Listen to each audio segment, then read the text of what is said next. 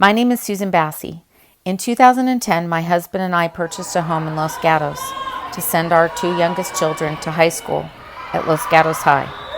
That is the high school where Todd Beamer attended school, the hero from Flight 93, where he died on September 11th. There was a soft-spoken, calm gentleman on the other end. He told me that there's 3 people that have taken over the flight. At that point, I asked him his name. He told me Todd Beamer. He was from Cranberry, New Jersey. Did you make a conscious decision not to tell Todd about the World Trade Center? Why? Yes, because I wanted him to have hope. I wanted him to think that he still had a chance. I didn't want him to feel like it was just totally hopeless, and he definitely didn't have a choice, and he knew he was going to die. I didn't want him to have that feeling. When he wanted to pray, was your sense then that he knew that? Yes, I did. I felt that he knew at that time, because he had said, "Oh, Jesus, help us." And then he said, "Lisa, would you recite the Lord's Prayer with me?" And I knew that he knew at that time that it wasn't much left for him to do. What do you think that this country needs to know about the men and women who were on board Flight 93? They're all heroes in my eyes. They really are. They all pitched together, and they did what they thought was the best thing to do at that time.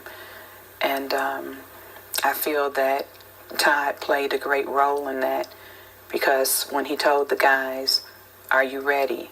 I assumed that they were waiting on his cue. Then they responded to him, and he said, "Okay, let's roll." And would you please help me welcome his wife, Lisa Beamer, here tonight? She called me that Saturday morning. I told her, I said, "You have 2 boys, David and Andrew?" She said, "Yes, I do." I said, "You're expecting your 3rd child?" She said, "Yes. He told you all of that." I said, "Yes, he did. And he wanted me to let you know that he loved you and his family very much." And I gave her a message and kept my promise.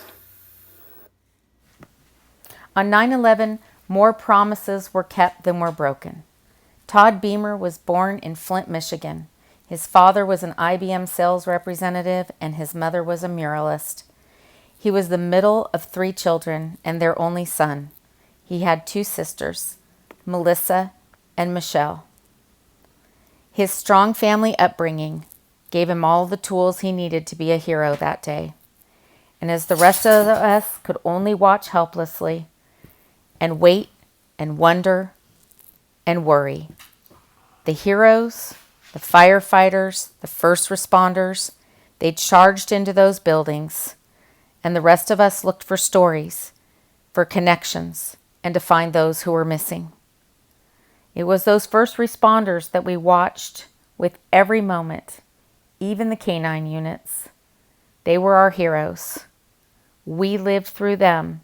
We lived through their eyes. We worried with their families. They were brave, and they went where most of us would be unwilling to go. And for those who couldn't understand or who felt hopeless and decided to take matters into their own hands, their stories are important too. What the children saw and how we lived after that day, how we looked to each other for questions and answers, and how we continue to watch every year on September 11th for who the heroes are. On 9/11/2001, I lived in Gilroy with my 3 children. We all want our children to grow up to be safe, to be secure, to be hopeful, and to be heroes. We rely on the local news to tell our stories.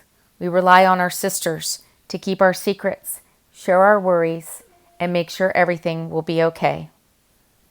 This 9/11, I'd like to introduce you to the Silicon Valley Sisters Project, where we're committed to local journalism and to telling these important stories.